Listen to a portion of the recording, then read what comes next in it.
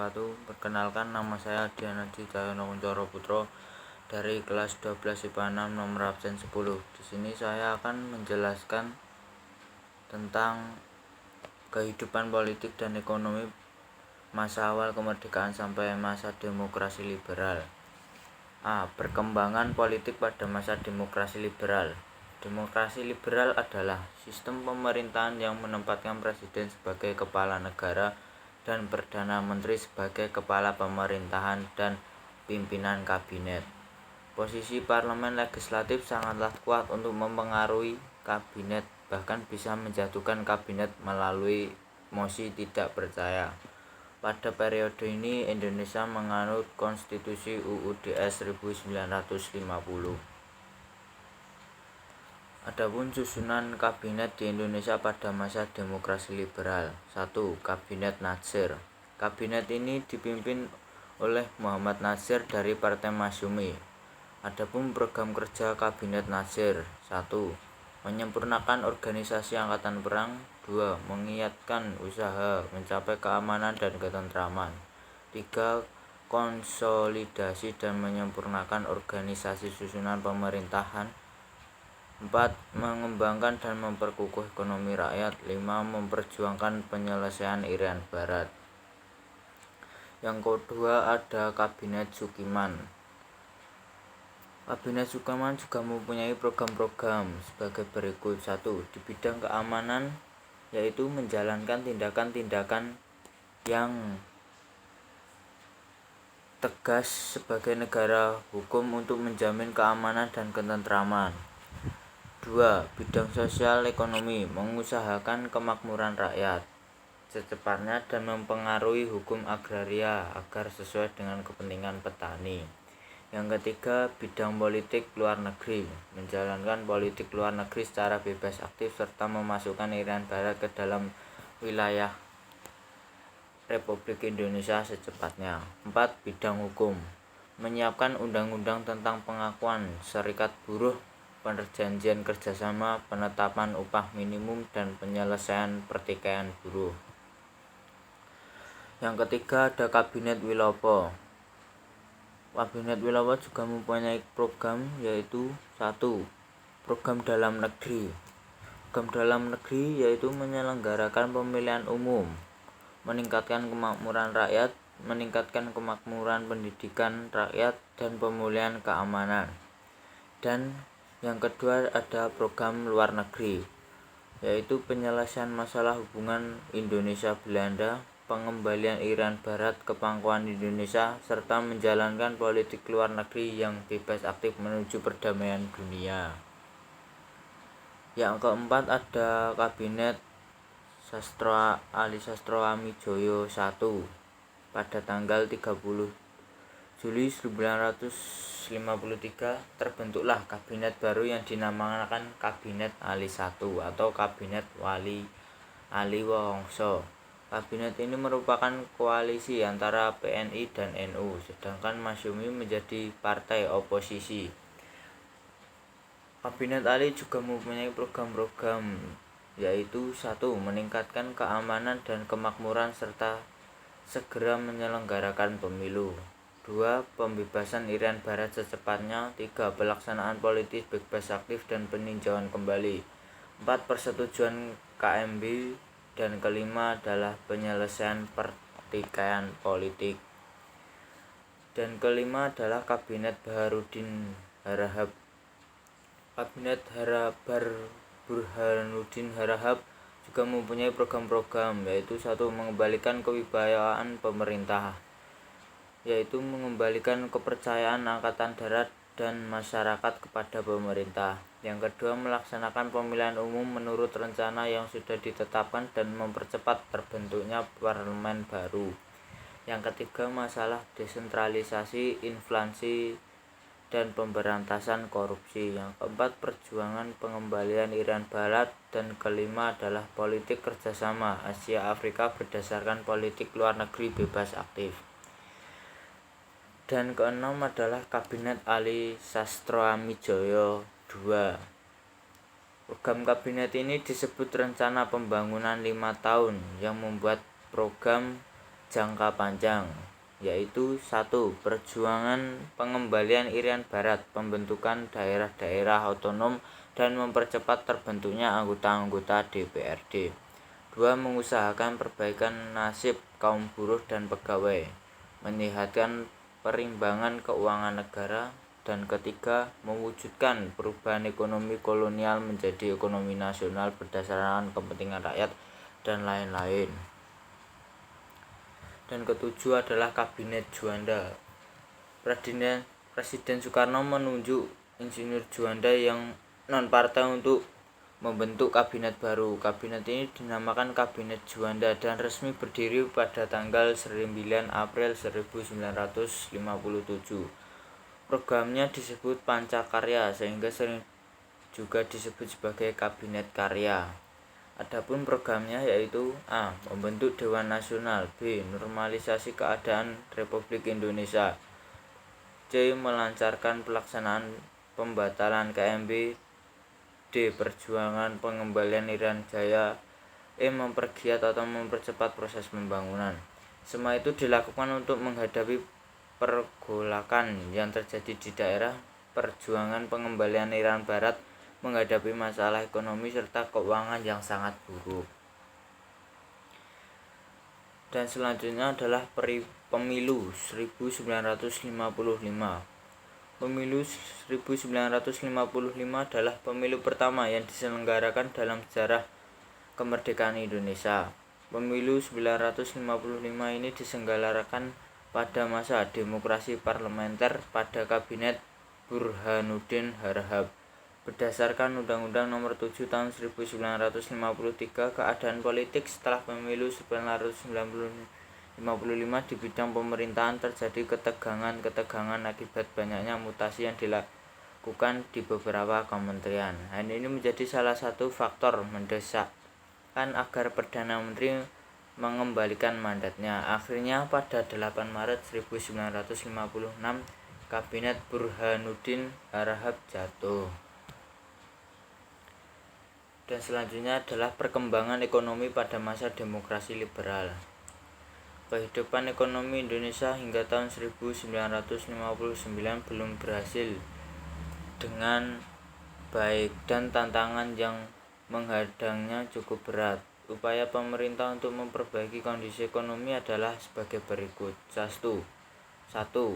Sistem ekonomi gerakan Banteng. Sistem ekonomi gerakan Banteng merupakan usaha pemerintah Republik Indonesia untuk mengubah struktur ekonomi yang berat setelah yang dilakukan pada masa Kabinet Nadsir yang direncanakan oleh Sumitro Joyo Hadikusumo, yaitu Menteri Perdagangan. Adapun programnya yaitu 1. Menumbuhkan kelas pengusaha di kalangan bangsa Indonesia. 2. Para pengusaha Indonesia yang bermodal lemah perlu diberi kesempatan untuk berpartisipasi dalam pembangunan ekonomi nasional. 3. Para pengusaha Indonesia yang bermodal lemah perlu dibimbing dan diberikan bantuan kredit. 4. Para pengusaha pribumi diharapkan secara bertahap dan berkembang menjadi maju. 5. Gagasan Sumitro ini dituangkan dalam program Kabinet Nadsir dan program Gerakan Banteng dimulai pada April 1950. Hasilnya selama 3 tahun, kurang lebih 700 perusahaan bangsa Indonesia menerima bantuan kredit dari program ini. Dan kedua adalah sistem ekonomi Alibaba. Sistem ekonomi Alibaba diprakarsai oleh Ishak Cokro Hadi Suryo, yaitu Menteri Perekonomian Kabinet Ali I. Tujuan dari program ini adalah A. Untuk memajukan pengusaha pribumi, B. Agar para pengusaha pribumi bekerja sama memajukan ekonomi nasional, C. Pertumbuhan dan perkembangan pengusaha swasta nasional pribumi dalam rangka merubah ekonomi kolonial menjadi ekonomi nasional, D. Memajukan ekonomi Indonesia perlu adanya kerjasama antara pengusaha pribumi dan non-pribumi. E. Ali digambarkan sebagai pengusaha pribumi, sedangkan Baba digambarkan sebagai pengusaha non-pribumi, khususnya Cina. Yang kedua ada Musyawarah Nasional Pembangunan. Tujuan diadakan MUNAP adalah untuk mengubah rencana pembangunan agar dapat dihasilkan rencana pembangunan yang menyeluruh untuk jangka panjang. Tetapi tetap saja rencana pembangunan tersebut tidak dapat dilaksanakan dengan baik karena adanya kesulitan dalam menentukan skala prioritas. Terjadi ketegangan politik yang tak dapat direndahkan. 3. Timbul pemberontakan PRRI atau Permesta. 4. Membutuhkan biaya besar untuk menumpas pemberontakan PRRI atau Permesta sehingga meningkatkan defisit Indonesia. 5. Memuncaknya ketegangan politik Indonesia Belanda menyangkut masalah Irian Barat mencapai konferensi bersenjata. Yang keempat, ada sistem ekonomi gunting Syafruddin. Kebijakan ini adalah pemotongan nilai uang atau disebut sanering. Caranya memotong semua uang yang bernilai 250 ke atas hingga nilainya tinggal setengahnya. Kebijakan ini dilakukan oleh Menteri Keuangan Syarifuddin Prawiranegara pada masa pemerintahan Republik Indonesia Serikat. Tindakan ini dilakukan pada tanggal 20 Maret 1950 berdasarkan Surat Keterangan Menteri Nomor 1 PU tanggal 19 Maret 1950. Tujuannya untuk menanggulangi defisit anggaran sebesar 5,1 miliar. Dampaknya rakyat kecil tidak dirugikan karena yang memiliki uang 250 ke atas hanya orang kelas menengah dan kelas atas. 5. Gerakan Asaat. Pada Kongres Nasional Importir Indonesia, Mr. Asaat mengatakan pemerintah perlu mengeluarkan peraturan yang melindungi pengusaha-pengusaha nasional. Pernyataan Asaat ini mendapatkan sambutan yang besar dari masyarakat dan lahirnya Gerakan Asaat. Gerakan Asaat memberikan perlindungan khusus bagi warga negara Indonesia asli dalam aktivitas di bidang perekonomian dari persaingan dan pengusaha umum dan warga keturunan Tionghoa khususnya.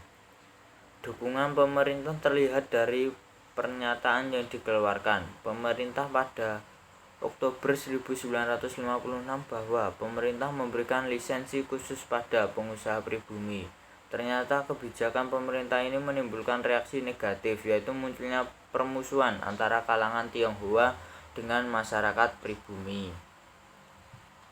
Yang keenam, ada persaingan finansial ekonomi atau disebut FINEK. Pada masa kabinet Burhanuddin Harahap dikirim delegasi ke Jenewa untuk merundingkan masalah finansial ekonomi antara pihak Indonesia dengan pihak Belanda. Misi ini dipimpin oleh anak Agung Gede Agung.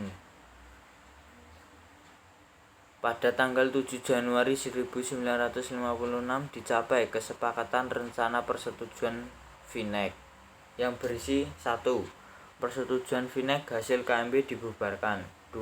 Hubungan FINEK Indonesia Belanda didasarkan atas hubungan bilateral. 3. Hubungan FINEK didasarkan pada undang-undang nasional. Tidak boleh diikat oleh perjanjian lain antara kedua belah pihak. Hasilnya pemerintah Belanda tidak mau menandatangani sehingga Indonesia mengambil langkah secara sepihak. Tanggal 13 Februari 1956 Kabinet Burhanuddin Harahap melakukan pembubaran Uni Indonesia Belanda secara sepihak. Tujuannya untuk melepaskan diri dari keterikatan ekonomi dengan Belanda. Dan yang ketujuh yaitu nasionalisasi Dejavasche Bank. Seiring meningkatnya rasa nasionalisme, maka pada akhir tahun 1951 pemerintah Indonesia melakukan nasionalisasi Dejavasche Bank menjadi Bank Indonesia. Awalnya terdapat peraturan bahwa mengenai pemberian kredit terus dikonsultasikan pada pemerintah Belanda. Hal ini menghambat pemerintah dalam menjalankan kebijakan ekonomi dan moneter. Tujuannya adalah untuk menaikkan pendapatan dan menurunkan biaya ekspor serta melakukan penghematan secara drastis. Perubahan mengenai nasionalisasi The Java Bank menjadi Bank Indonesia sebagai bank sentral dan bank sirkulasi diumumkan pada tanggal 15 Desember 1951 berdasarkan Undang-Undang Nomor 24 Tahun 1951. Dan yang ke-8 adalah Rencana Pembangunan 5 tahun. RPLT tidak dapat berjalan dengan baik disebabkan karena 1. Adanya depresi ekonomi di Amerika Serikat dan Eropa pada akhir tahun 1957 dan awal tahun 1958. Dan kedua, perjuangan pembebasan Irian Barat dengan melakukan nasionalisasi perusahaan-perusahaan Belanda di Indonesia menimbulkan gejolak ekonomi. Dan ketiga adalah adanya ketegangan antara pusat dan daerah sehingga banyak daerah yang melaksanakan kebijakan ekonominya masing-masing. Terima kasih, sekian dari saya. Bila ada kata atau ucapan yang salah mohon dimaafkan. Billahi taufiq wal hidayah. Wassalamualaikum warahmatullahi wabarakatuh.